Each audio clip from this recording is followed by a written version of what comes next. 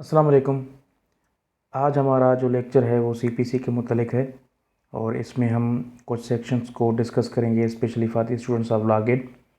और मैं आपको ये बताता चलूँ कि लॉ गेट की अगर आप प्रिपरेशन करना चाहते हैं तो आप सिर्फ और सिर्फ बेयर एक्ट को पढ़ लें और इसके लिए कोई भी गाइड की आपको ज़रूरत नहीं है, क्योंकि ये जो भी क्वेश्चंस हैं ये सिर्फ आपको बेयर एक्ट से ही देते हैं।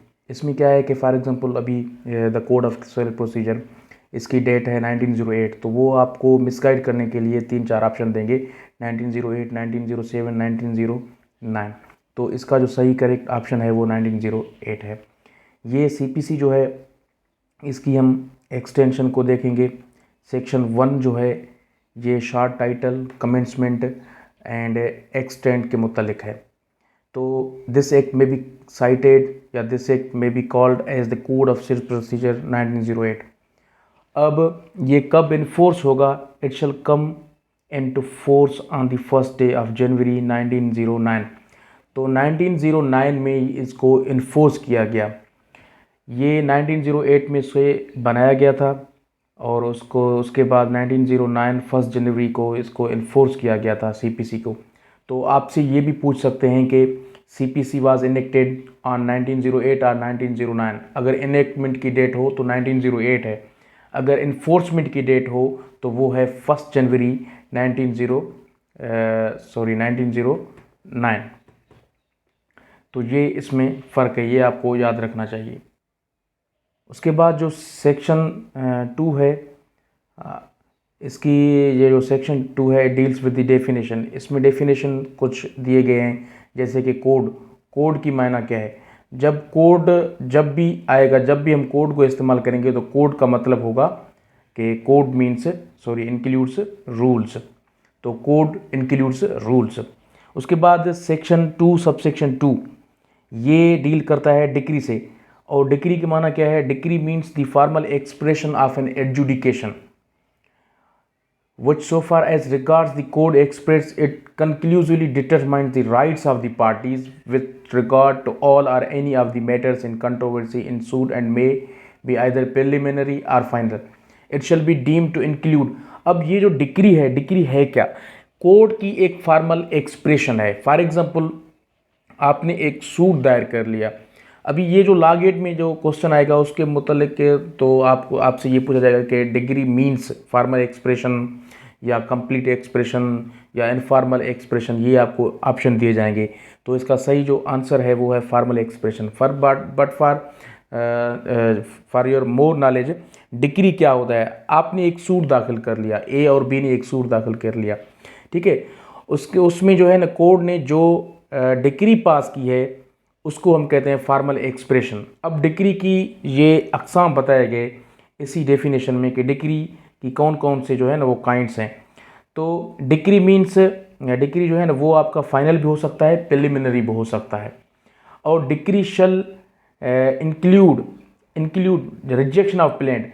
जो प्लेंट को रिजेक्ट किया जाता है 7 रूल 11 में, वहाँ पे भी कोड एक डिक्री पास करती है। तो rejection of plaint also include decree. उसके बाद 144 जो रेस्टिट्यूशन की एप्लीकेशन है ये भी डिक्री है। आपसे ये ऑप्शन दिए जाएंगे, आपको लॉ गेट में ये पूछा जा सकता है कि decree is a formal expression of adjudication and it also includes. नीचे ऑप्शन दिए जाएंगे 144, 145 और बी में for example option number B, वहाँ पर 144 rejection of plaint, rule 60, rule 98, rule 99, 101, 103।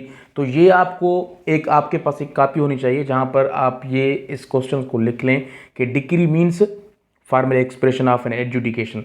Secondly, decree include क्या इंक्लूड करता है? Rejection of plaint. Option B, उसमें आप लिखेंगे अपने कॉपी में 144 जो कि रेस्टिट्यूशन ऑफ एप्लीकेशन दी जाती है। उसके बाद अंडर रूल 60 जो कि आर्डर 21 जो कि एग्जीक्यूशन के मुतल्लिक है, और 98 जहाँ पर किसी को रजिस्ट किया जा रहा है, या 99, 101, 103 ये सारे के सारे जो है ये डीम करेंगे एज अ डिक्री। उसके बाद आप देखेंगे यहाँ पर an adjudication from which an appeal lies an appeal from an order. अब अगर कोई भी एडजुडिकेशन कोर्ट की जहाँ से अपील एज अ आर्डर लाए करे, वो डिक्री नहीं कहला जाएगा। इसकी जो एक्सेप्शन है वो एक्सेप्शन यही है कि but it shall not include, but it shall not include, ये एक्सेप्शन है।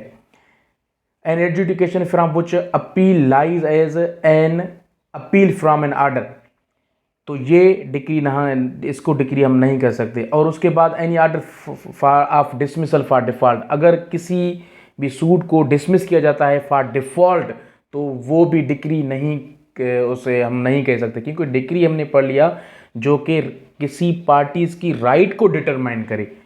अब अगर के एक सूट आपने दाखिल कर लिया और वो ऑर्डर 9 के किसी भी रूल के तहत उसे अगर अदालत ने डिसमिस कर लिया, तो वो डिक्री हम उसे नहीं कह सकते। एक्सप्लेनेशन आप पढ़ लें।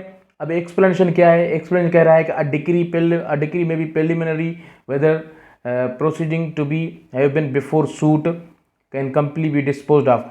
अब प्रिलिमिनरी डिक्री क्या है? प्रिलिमिनरी डिक्री हम उसे कहते हैं, डिक्री इज प्रिलिमिनरी, एक डिक्री प्रिलिमिनरी होती है when further proceedings have to be taken before the suit can be completely dispose of. अगर सूट को कंप्लीटली डिस्पोज ऑफ नहीं किया गया और उसी दौरान अगर कोई भी आर्डर कोर्ट पास करती है, डिक्री पास करती है, किसी राइट को डिटरमाइन करती है अदालत, तो उसे हम प्रिलिमिनरी डिक्री कहते हैं। अगर सूट को कंप्लीटली डिस्पोज ऑफ किया गया तो उसे हम फाइनल डिक्री कहते हैं। फॉर एग्जांपल, हमने एक सूट दाखिल किया under section 42 of specific relief act for declaration, तो अगर वहाँ पर सिर्फ हमने डिक्लेरेशन मांग ली क्योंकि I was in the position of the property, so अगर कोर्ट वहाँ पर डिक्री पास करेगी तो उस डिक्री को हम फाइनल डिक्री कहेंगे, इसको हम प्रिलिमिनरी डिक्री नहीं कह सकते। प्रिलिमिनरी डिक्री कैसे? फॉर एग्जांपल, आपने कोई सूट दाखिल किया for the purpose of collection of rent and mean profit, तो कोर्ट क्या करेगी? सबसे पहले ऑर्डर 20 रूल 12 के मुताबिक एक प्रिलिमिनरी डिक्री जो है ना वो पास करेगी। प्रिलिमिनरी डिक्री पास करेगी और उसके बाद जो सूट है उस सूट को बाद में डिसाइड किया जाएगा। Means the proceedings are still left back. तो जब प्रोसीडिंग्स बाकी हैं और उसी दरमियान अगर कोई डिक्री पास की जाए तो उसे हम कहते हैं प्रिलिमिनरी डिक्री। अगर सूट को कंप्लीटली डिस्पोज ऑफ किया जाए और कोई डिक्री पास की जाए तो उसे हम कहते हैं फाइनल डिक्री। उसके बाद ये जो रूल नंबर 3 है, ये सब rule 3, decree holder. Decree holder क्या है? Means any person in whose favour a decree has been passed और an order capable of execution has been passed. मैं आपको समझा रहा हूं, एक होता है डिक्री होल्डर, एक होता है जजमेंट डेटर। दो पार्टी होते हैं। प्लेंटिफ ने सूट दाखिल कर लिया और डिफेंडेंट को नोटिस हुई। अब डिफेंडेंट ने रिटन स्टेटमेंट दिया या कोई प्रोसीडिंग हुई, उसके बाद जो डिक्री पास हुई वो एक बंदे के फेवर में और एक बंदे के खिलाफ। अब ये ज़रूरी नहीं है कि डिक्री होल्डर हमेशा प्लेंटिफ ही हो, डिफेंडेंट भी हो सकता है अगर ऐसे सूरत हाल हो तो। अब डिक्री होल्डर मीन्स वो बंदा जिसके फेवर में कोई डिक्री पास किया गया या कोई ऐसा ऑर्डर पास किया गया जिसको एग्जीक्यूट किया जाए। अब जजमेंट डेटर किसे कहते हैं? जजमेंट डेटर जिसके खिलाफ कोई जजमेंट पास की गई है। फॉर एग्जांपल, मैंने पोजीशन के लिए कोई जो है ना पोजीशन के लिए सूट दाखिल किया कि मुझे ये पोजीशन चाहिए। अब वो डिक्री डिसाइड हो गई, सूट डिसाइड हुआ, डिक्री हुआ इन माय फेवर, तो I will be called as a decree holder क्योंकि I hold the decree of the court. और जो मेरा अपोनेंट था डिफेंडेंट, उसे हम कहते हैं जजमेंट डेटर। अब मुझे क्या चाहिए कि मैं उस डिक्री के मुतल्लिक एग्जीक्यूशन में जाऊंगा तो वो प्रॉपर्टी मुझे मिलेगी, और जो जजमेंट डेटर है वो उससे प्रॉपर्टी मुझे लेकर वो मुझे दिया जाएगा। तो ये है decree holder and judgement debtor. उसके बाद district means the local limits of jurisdiction of a principal civil court of original jurisdiction here before district. अभी जो डिस्ट्रिक्ट कोड है उसे हम principal civil court of original jurisdiction कहते हैं। जो भी सिविल मैटर्स होंगे उसकी जो प्रिंसिपल कोड है, उसकी जो अपील है, वो अपील डिस्ट्रिक्ट कोर्ट में फर्स्ट अपील हम दायर करते हैं। अच्छा, उसके बाद foreign court. Foreign court means a court situate beyond the limits of Pakistan which has no authority in Pakistan and is not established or continued by the federal government। अब foreign, आप जानते हैं फॉरेन लफ्ज़ की माना क्या है? फॉरेन कोड मीन्स एक ऐसा कोड जो कि पाकिस्तान से बाहर बनाया गया। अगर कोई अमेरिका का कोड हो, बांग्लादेश का कोड या इंडिया का court, these courts are called as a foreign court. उसके बाद 6 foreign judgement. Foreign judgement means judgement of a foreign court. कोई भी ऐसा कोड जो कि पाकिस्तान का कोड ना हो, किसी और मुल्क का कोड हो, उसकी जो जजमेंट है उसे हम फॉरेन जजमेंट कहते हैं। Government pleader. गवर्नमेंट प्लीडर क्या होता है? Includes any officer appointed by the provincial government. अब जो गवर्नमेंट प्लीडर है दरअसल ये एक वकील ही होता है। ये इसके कौन अपॉइंट करता है? He is appointed by the provincial government. अगर सिंध की है तो सिंध, अगर पंजाब है तो पंजाब की हुकूमत उसे अपॉइंट करेगी, अगर बलूचिस्तान है तो बलूचिस्तान। टू परफॉर्म, इसका काम क्या होता है? To perform all or any of the function expressly imposed by this code on government pleader and also any pleader acting under the direction of the government pleader। Pleader क्या होता है? Government pleader एक ऐसा बंदा जिसको provincial government appoint करता है। उसका काम क्या होता है? टू परफॉर्म ऑल और एनी फंक्शन, कोई भी ऐसा फंक्शन जो कि इस सीपीसी में बताया गया, by this code means rules में बताया गया, on behalf of the government, government के बिहाफ पे वो जो है ना ड्यूटी अपना परफॉर्म करेगा। और ये गवर्नमेंट प्लीडर खुद भी एक बंदे को अपॉइंट कर सकता है जो कि उसकी डायरेक्शन के मुताबिक अगर कोई काम करे तो उसे भी हम गवर्नमेंट प्लीडर कह सकते हैं, उसे भी हम प्लीडर कह सकते हैं। जज means the presiding officer of a civil code. जज को डिफाइन किया गया मुख्तलिफ इंस्टीट्यूट में, मगर सीपीसी में अगर जज की माना पूछे आपसे, क्योंकि वहां पर लॉ गेट में आपको पोर्शन दिए जाएंगे, अगर सिविल पोर्शन में जज की माना आपसे पूछते हैं तो इसका मतलब है सीपीसी से आपसे पूछते हैं तो जज means the presiding officer of a civil code. उसके बाद 9 में बताया गया judgement. Judgement means statement given by the जज of the grounds of a decree और आर्डर। जो भी जजमेंट हो एक स्टेटमेंट होती है। जजमेंट मीन्स स्टेटमेंट्स, और वो जो स्टेटमेंट्स हैं वो डिक्री के मुतल्लिक ही होंगे। जब कोर्ट डिक्री पास करती है अदालत तो जजमेंट भी डिक्री से ही एग्री करेगा। ऐसा नहीं होगा कि डिक्री में एक चीज़ हो और जजमेंट में कोई और चीज़ हो। तो वो स्टेटमेंट्स जो कि डिक्री से मिले जुले उसे हम कहते हैं judgement. Statements given by the जज of the grounds of a decree or order. उसके बाद 10 में बताया गया जजमेंट डेटार। मैंने आपको पहले ही बताया जजमेंट डेटार एक ऐसा बंदा जिसके खिलाफ कोई डिक्री पास की गई हो या कोई ऐसा आर्डर पास किया गया हो जो कि एग्जीक्यूटेबल हो। Judgement debtor means any person against whom a decree has been pass. कोई भी ऐसा बंदा जिसके खिलाफ कोई डिक्री पास की गई, आर एन आर्डर या कोई भी order capable of execution has been made, वो कोई भी ऐसा आर्डर जो कि एग्जीक्यूटेबल हो। लीगल रिप्रेजेंटेटिव, इसको 11 में डिफाइन किया गया, means a person who in law represents the state of a diseased person. एक ऐसा बंदा जो कि disease person means dead person जो कि मर गया, उसकी स्टेट को रिप्रेजेंट करे, उसे हम लीगल रिप्रेजेंटेटिव कहते हैं। And includes any person who intermediates with the state of deceased and where a party sues or sued in a representative character, the person on whom the state devolves on the death of the party so suing or sued। अब ये जो legal representative हैं ये plaintiff के भी हो सकते हैं, डिफेंडेंट के भी हो सकते हैं। लीगल रिप्रेजेंटेटिव हम उस बंदे को कहते हैं जो बंदा मर गया, अगर फॉर एग्जांपल ए ने सूट दाखिल किया और A during the proceeding of suit वो मर गया, तो उसकी ए के जो बेटे होंगे या बेटियां होंगी या उसकी वाइफ होगा, उसे हम लीगल रिप्रेजेंटेटिव कहते हैं। वो आएंगे और इसको लीगली जो है रिप्रेजेंट करेंगे। या कोई ऐसा बंदा अगर प्रिंसिपल है तो उसका एजेंट या उसका जो पार्टनर होगा, या कोई ऐसा बंदा जो कि मर गया हो और उसकी जो प्रॉपर्टी है उसकी प्रॉपर्टी की जो देखभाल करता है वो भी लीगल रिप्रेजेंटेटिव ही कहला जाएगा। Mean profits of property means those profits, mean profits those. अब मीन प्रॉफिट्स हैं क्या? फॉर एग्जांपल ये कह रहा है कि those profits which the person in wrongful position, एक बंदा जो कि रॉन्गफुली किसी प्रॉपर्टी को पोजेस करता है।